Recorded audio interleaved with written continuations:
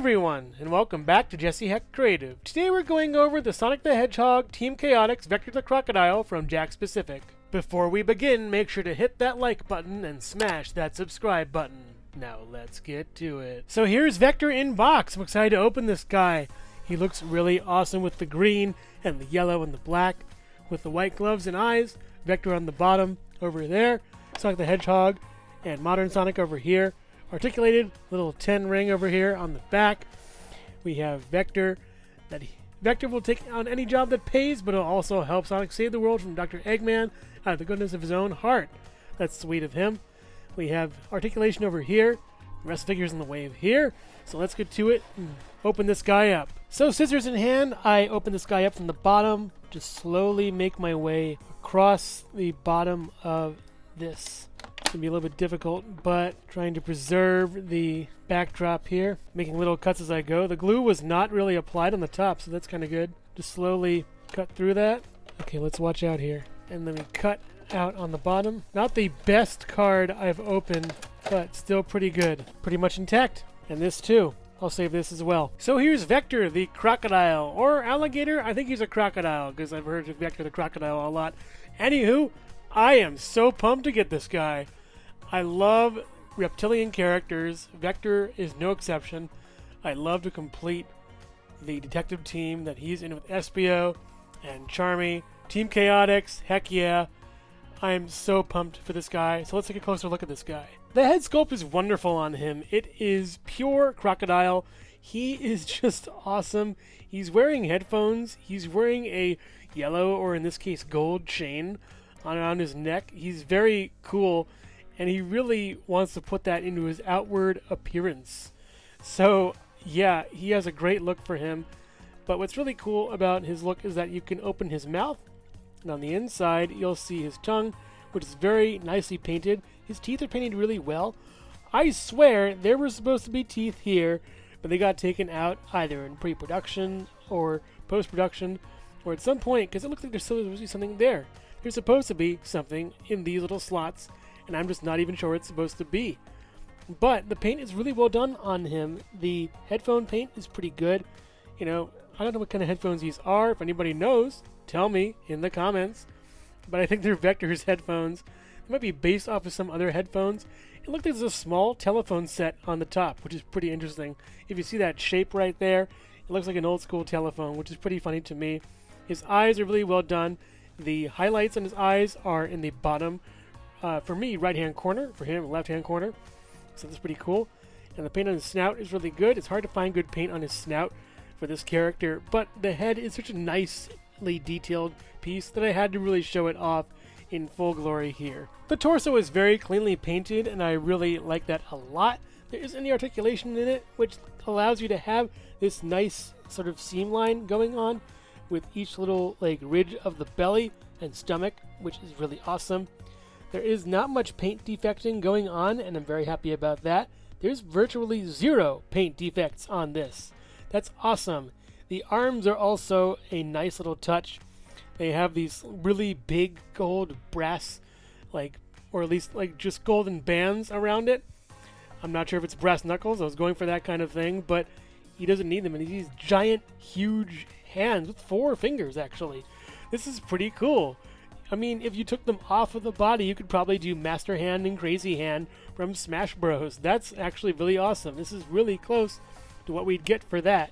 Give me a really big size Vector, and I can make that happen with these hands. There is a grip hand, as well as an open hand, and that is pretty awesome. Yeah, really happy we have these kind of hands. The limbs are really long. They come up to a black portion up here. I'm not sure if it's a sleeve or anything, or maybe some kind of shoulder armor piece, but that's pretty cool. There is a little, snudgeon, whatever this thing is over there, and I try to correct it because I have a double of this guy. You cannot take the arms out over here. You have to actually crack the torso with a seam, which is really unnoticeable. It's hard to find the seam on this thing, which is great. I'm super happy about that the engineering for this guy is so top-notch. These spines in the back are really awesome. They look really cool. They're also inset, which means they are actually the orange color first and foremost, and the back piece is a shell put over it. So that's really awesome. I love the engineering for this figure. So yeah, we've looked at the head, we looked at the body, now on to the legs and tail. The legs and tail are really awesome parts for this character that I usually don't get to say on these reviews. I'm super happy we have this guy here.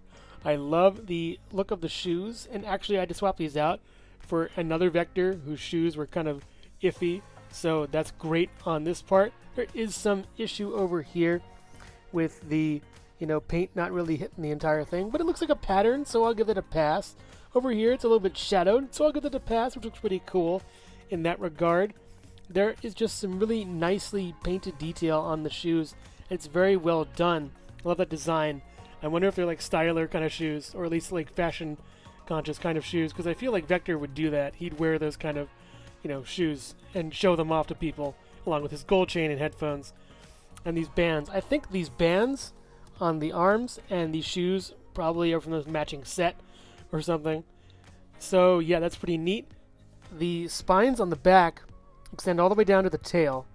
And the tail looks really nice. It's painted really well on the bottom. There is a little missing piece right over here. I don't want to mess with it too much, but you're barely going to see it, seeing as it's on the very bottom of the figure, and you won't be able to really, again, the shadow will hide it. It's a little bit visible, but that's fine by me. And these are painted as opposed to these being the actual color. So there's a drawback here where it won't be as good a tail as you'd want from these spines up here. So take note of that. You can't really see it that much in the box when you're checking out the figure, so just be wary that you're going to gamble when it comes to the tail.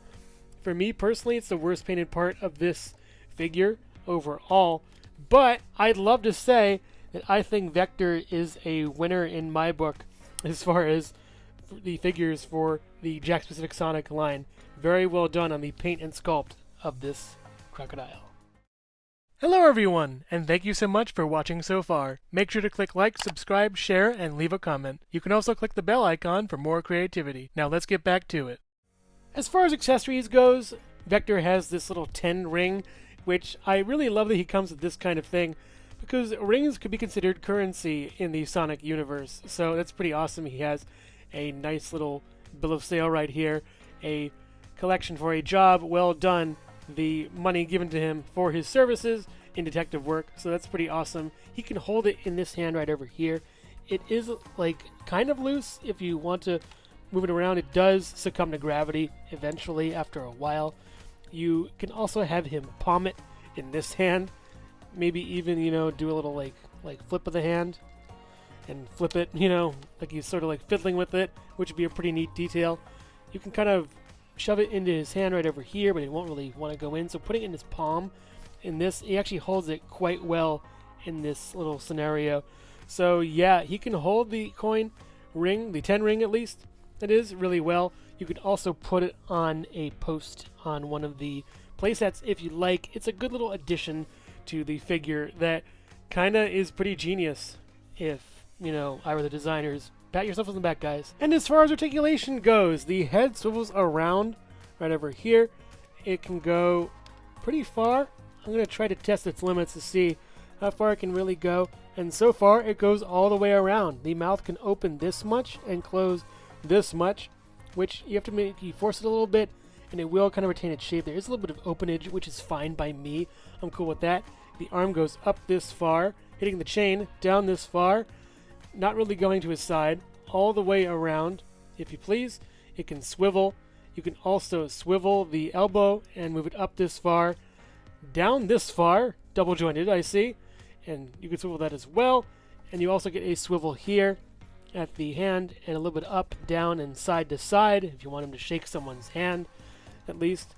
There's no articulation on the torso at all, but that's made up for by the lovely mouth articulation. You also get a up this far, down, up this far. Watch out for the tail a little bit. You can also go all the way around with it if you want. Just be very careful with it. No knee articulation, sadly. We also get a little bit of pivot here, up and down, back and forth. You do get a swivel for that foot, and you get a swivel for the tail. Let's see if it goes all the way around. Yes, it does. There is a match point you want to hit right over here. and right over here, trying to match the paint on that so it works. It is slightly off on mine, but I can forgive it. You know, this is a $10, $12 toy, which is really well done for the price point. I'm just super happy with Jakks that they're really knocking it out of the park as far as Vector goes. You know what? Vector, you give them the coin. They've deserved it. Vector stands at about 4.5 inches tall next to Jesse Hecht Creative. And now, everyone, for my final trick of the night. Right after you've just seen me take this 10 ring from Vector's waiting jaws, I'm going to the hospital. Overall, Vector is a fantastic character and a great addition to the Sonic the Hedgehog Jakks-specific line. I'm so happy to get him. He looks so great. His articulation is a little bit hindered in some places, but I kind of don't care. I love this sculpt. I love the fact that I have a giant crocodile in my Sonic display, or to use anywhere else, a giant wannabe rapper crocodile, musician, DJ, whatever he wants to be, kind of crocodile in my display. Whatever shortcomings he may have, he has great paint, really nice sculpt. The articulation is pretty good for this figure. Sure, he lacks, I think, the knees that might be okay, but those are mostly for movie figures. I'm just really happy that we have this guy and how he's so well engineered. So yeah, if you want to get Vector, definitely pick him up. If you already have Espio, Charmy's on the way. Let's finish Team CHAOTIX. Team CHAOTIX!